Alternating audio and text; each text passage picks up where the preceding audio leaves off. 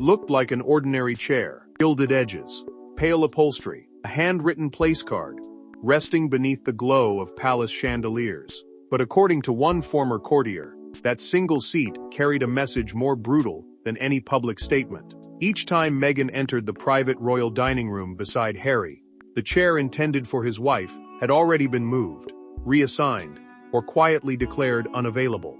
Before we go deeper into what this really means for the royal family, make sure to subscribe so you don't miss a single update. Meghan first told herself it was nothing, a late adjustment, a harmless piece of protocol. Yet the sovereign's family table carried a meaning no public banquet could match. Public banquet was a formal state meal, arranged by diplomatic rank, while this smaller table signaled who was trusted and accepted inside the family.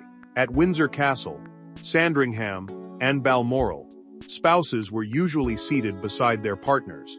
The chair beside Harry offered no constitutional power, but emotionally, it marked whether his wife truly belonged. Then came the Windsor dinner that changed everything. Meghan paused behind Harry's place and saw her card at a smaller adjoining table. Harry noticed the stillness in her face. Charles, William, Camilla, and senior courtiers were already seated. He could have objected.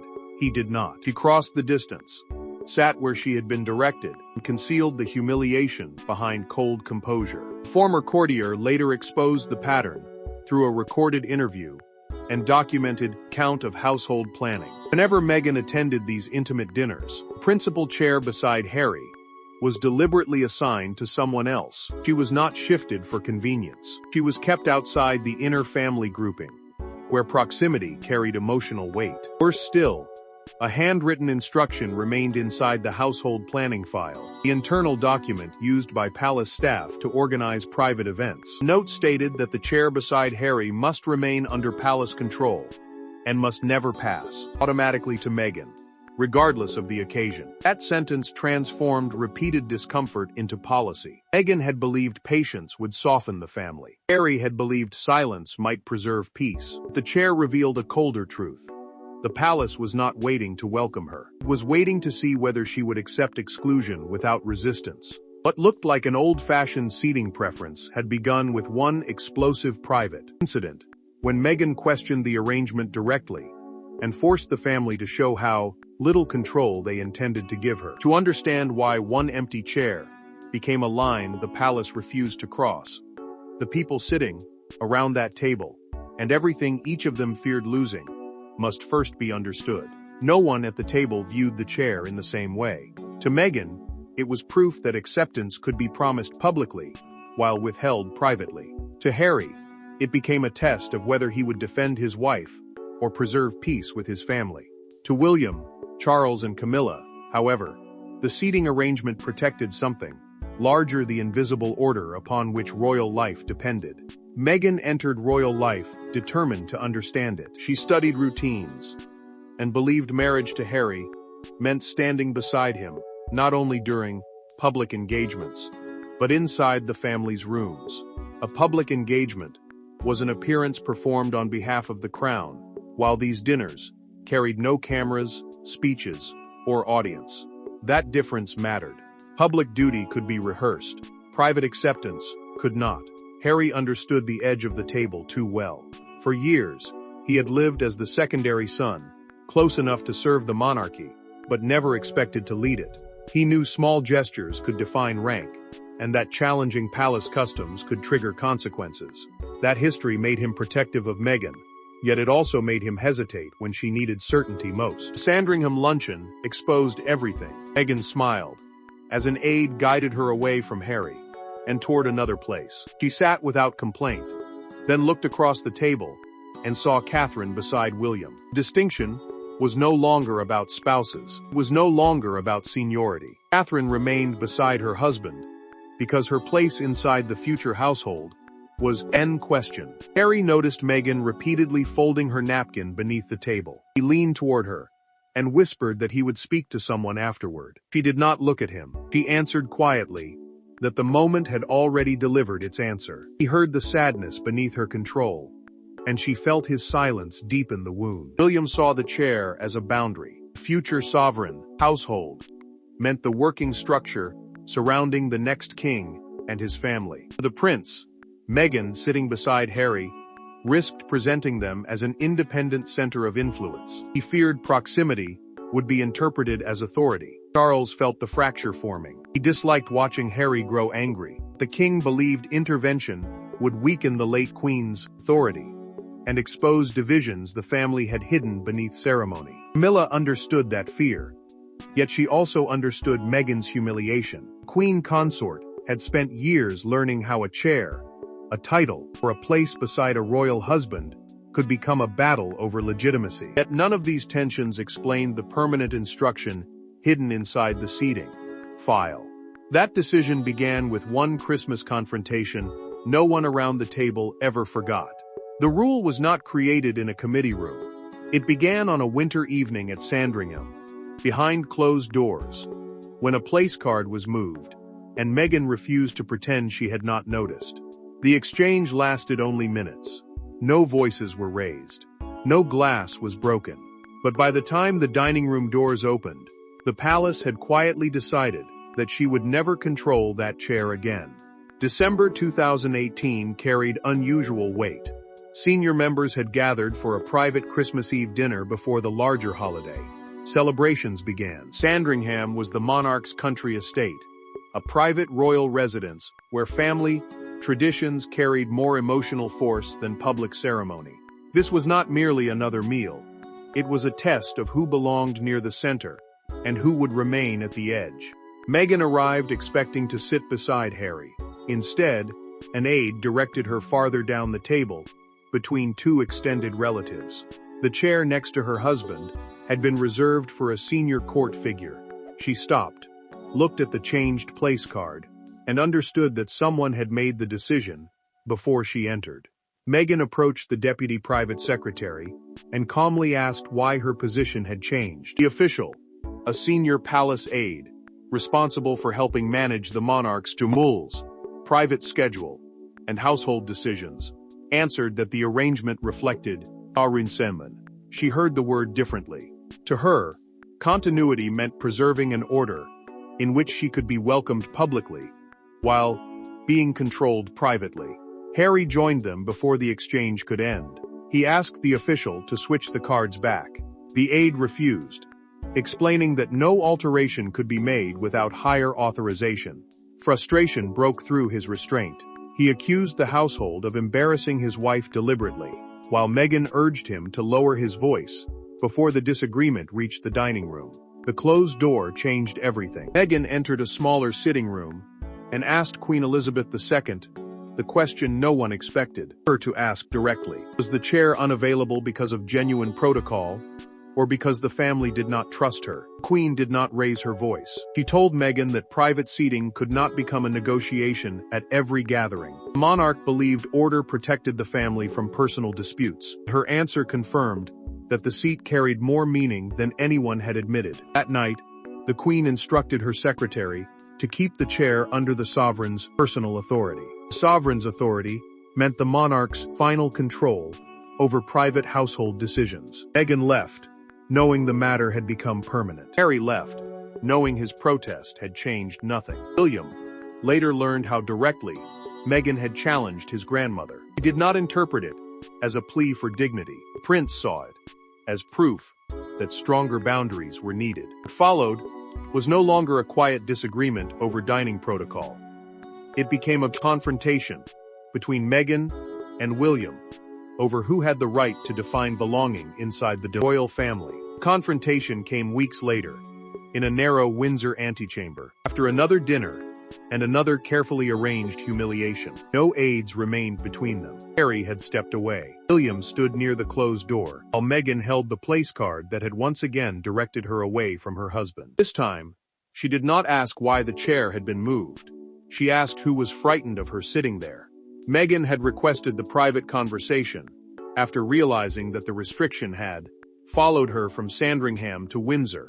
An antechamber was a small waiting room beside a larger formal space, often used for brief private exchanges before or after royal events. She believed William had become the strongest defender of the decision, and she wanted him to explain it, without courtiers hiding behind careful language. William entered the exchange already guarded. He believed he was protecting the Queen, the succession, and the structure that kept royal authority from becoming confused. Succession meant the legal order determining who would inherit the throne. To the prince, seating near the sovereign carried an unspoken message about trust, influence, and future importance. Meghan placed the card on a side table. She told him that repeatedly separating a wife from her husband was not tradition. It was a message. William answered that not every personal hurt could overturn an established order built to protect the monarchy from private pressure. The answer cut deeper than he expected. Meghan asked whether Catherine would ever be directed away from her husband in the same way. William did not respond immediately. He looked toward the door, then back at her. That silence gave Meghan the answer he had refused to speak. William finally admitted what the family feared. They believed Meghan would use private access to press for changes, challenge household decisions, and pull Harry farther away from collective discipline. The phrase meant the expectation that royal family members would place the institution's needs above individual wishes. Meghan did not raise her voice. She told the prince that the chair had already created the very division he claimed to be preventing. It had convinced Harry that his wife would never be accepted unless she remained silent, grateful, and easy to control. William insisted the boundary was not personal. She answered that humiliation always felt personal to the person forced to endure it. The door opened before either could soften what had been said. Harry was standing outside. He had heard enough. He now understood that the seating order was deliberate, that William had defended it, and that Charles had known about it all along. Harry's anger now turned toward his father, but behind Charles stood a quieter network of authority that had kept the order alive long after the original dinner ended. Royal power rarely announces itself with a command. It appears as a penciled note, a revised diagram, or an aide moving a chair before anyone enters the room. The instruction concerning Meghan survived because several people protected it, each for a different reason. Yet at the center stood Charles, staring at the seating file in silence, knowing that one stroke of his pen could have ended the humiliation. Palace officials planned private royal dinners through the household offices, teams responsible for organizing the monarch's personal schedule, staff, and family arrangements. Senior courtiers reviewed each draft, weighing rank, relationships, and the sovereign's wishes before approving a final table. Nothing looked cruel on paper. That was precisely how the system protected itself. The instruction concerning Meghan never appeared as a formal ban. It remained a standing preference, an informal direction that allowed planners to give the chair beside Harry to someone else without explaining why. Because no punishment had been written, no one had to defend it. Because no decision had been announced, no one could challenge it openly. Charles understood the danger when a briefing reached his private office at Clarence House. The document described Harry's growing resentment and warned that another separation could provoke a public refusal. The king removed his glasses, placed the pages down, and admitted that the arrangement had become cruel. Still, he did not sign the authorization that would have ended it. Camilla urged him to consider what reversing the instruction would unleash. She understood Meghan's pain, because she knew how legitimacy could be measured through proximity, titles, and access. Yet the Queen Consort feared William would see a reversal as proof that his concerns no longer mattered. She asked Charles to wait. He listened, and his delay became another silent judgment. The former courtier later revealed, through a documented account, that Charles received 3 separate opportunities to place Meghan beside Harry. Each authorization required only his approval. Each time, the monarch postponed it, allowing officials to interpret hesitation as consent. A senior courtier then delivered the argument that hardened the policy. Once Meghan occupied the inner chair as an unquestioned right, removing her later would resemble formal rejection. The palace therefore chose exclusion at the beginning, believing an injury delivered quietly would be easier to control than one witnessed publicly. Charles preserved temporary peace between William, Camilla, and the household. He sacrificed Harry's trust to achieve it. His son was about to see the seating plans together and discover that his father's silence had never been neutral. The chair remained exactly where the palace wanted it, but the people around it began moving apart, and the first irreversible consequence arrived before the next family dinner could even be planned. Harry had defended each incident separately. One dinner was protocol, another was an administrative mistake, a third was unfortunate timing. But when he saw 4 seating plans laid side by side, the excuses collapsed. Meghan's name moved every time. The chair beside him did not. In that moment, he understood that the palace had not failed to welcome his wife. It had designed a system that prevented her from ever fully arriving. A sympathetic household employee delivered copies of the private seating diagrams through a documented handover, risking dismissal by allowing Harry to see them. A seating diagram was the internal plan showing where every guest would sit before a royal gathering. The pages covered dinners at Windsor, Sandringham, and Balmoral across different months, different locations, different guests. The same decision.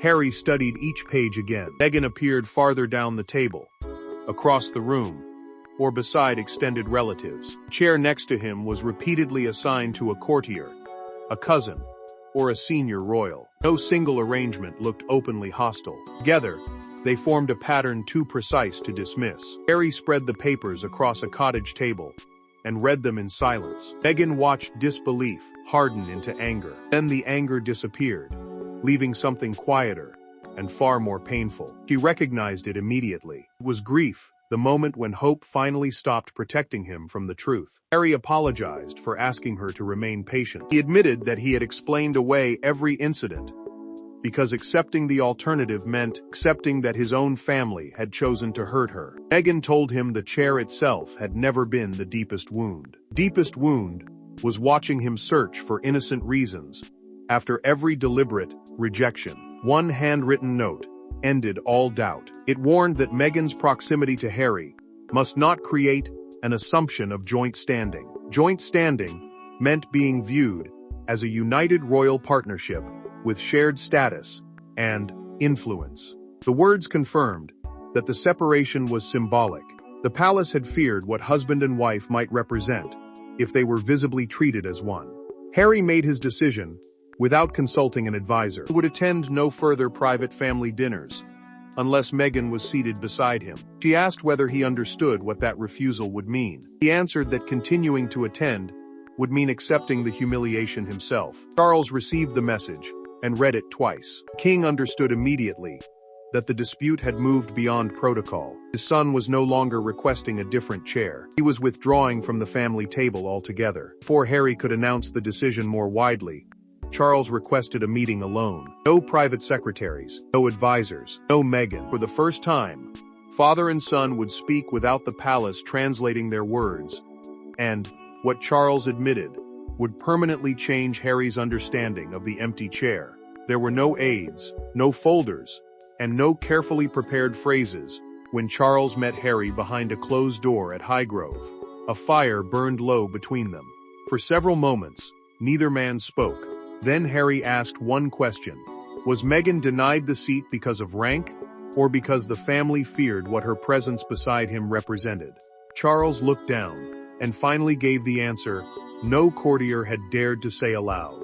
Charles had requested the private meeting after Harry refused another family dinner invitation. Highgrove was the king's private country home, place away from the formal machinery of palace life. He asked that the conversation remain between father and son. No private secretary would record it. No advisor would soften it. For once, the institution could not speak in either man's place. Harry brought no seating plans. He told his father he no longer needed documents because the pattern had already revealed how the family viewed his marriage. Meghan was welcomed when she performed a role for the monarchy, yet separated from him when the family gathered without an audience. That difference mattered, because public inclusion meant nothing if private belonging was still withheld. Charles admitted that the chair had become a test of control. Senior members feared that seating Meghan beside Harry would present them as an independent, royal unit, rather than two people governed by the wider household. An independent royal unit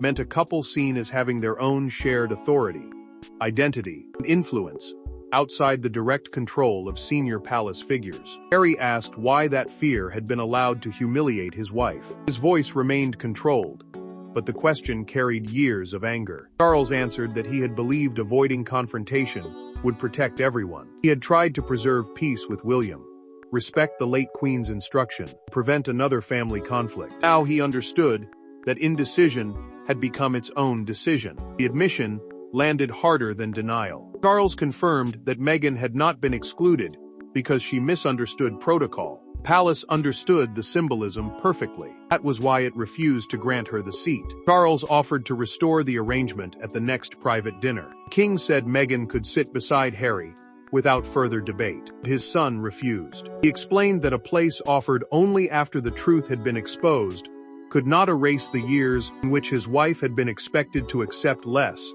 and call it tradition. Harry left without reconciliation, but he carried something more final than an apology. Meghan's instincts had been right from the beginning. Charles had confirmed it himself in a private conversation with no courtier left to blame. Once the truth escaped the room, the empty chair stopped belonging to one family and became a public symbol upon which the world projected its own judgment of the monarchy. By sunrise, the story was no longer confined to private dining rooms. It appeared on television screens, newspaper stands, and phones across the world. Yet one image defined the scandal: gilded chair, standing empty beside Harry's place, at a reconstructed royal table. To some, it represented protocol. To others, it exposed a colder truth, that exclusion becomes most powerful when it is made to look polite. British broadcasters framed the disclosure as a collision between royal order and personal dignity. Royal order meant the customs and internal rules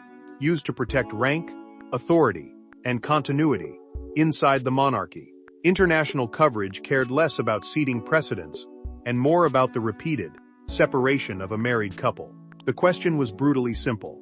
Why had Meghan been welcomed beside Harry in public, yet moved away from him in private? Palace officials answered with restraint.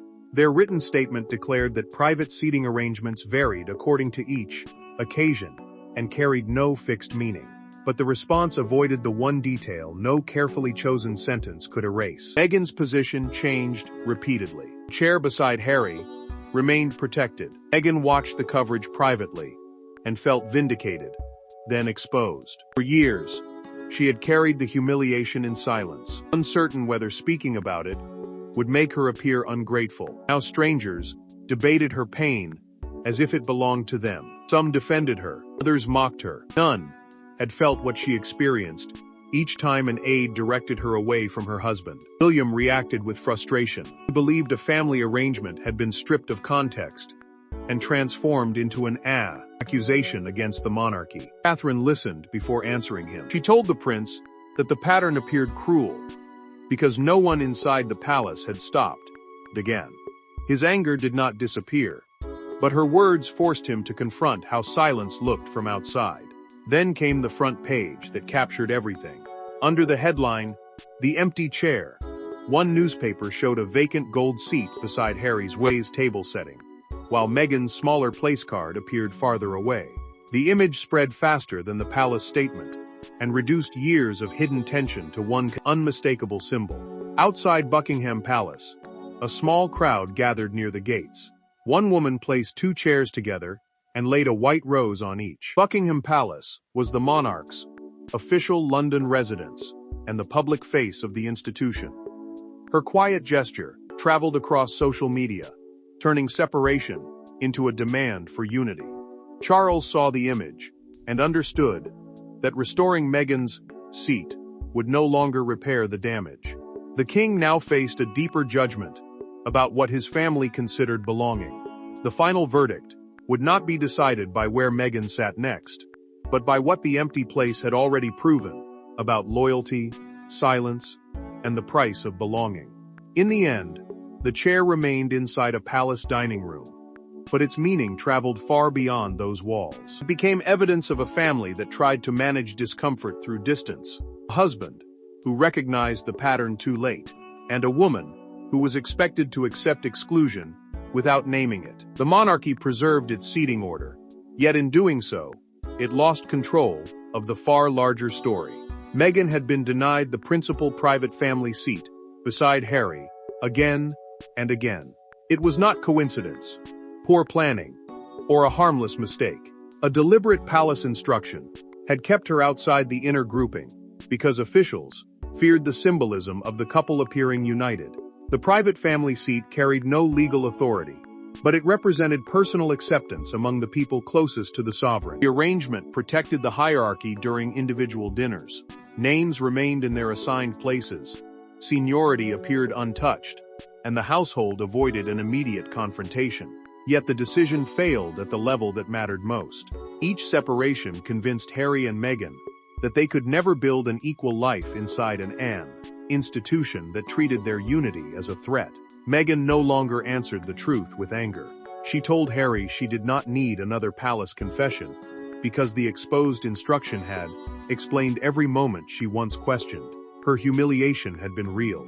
Her instincts had been correct.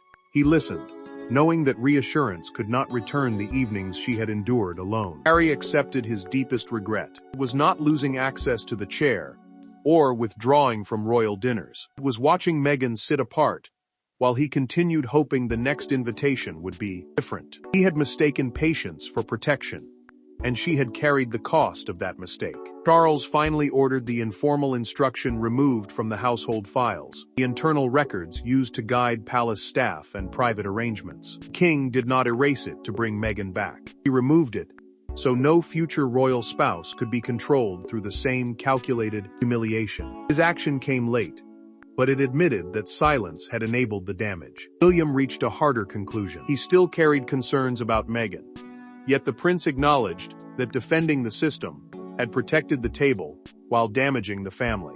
Exclusion had not reduced her influence. It had given her pain a symbol the world could understand. The empty chair ultimately represented a failure of courage. Meghan was denied a place because the palace feared what fully accepting her might change. Harry chose his marriage. Once the pattern became undeniable, Charles accepted his responsibility, and William saw the cost of defending distance over dignity. The table was cleared.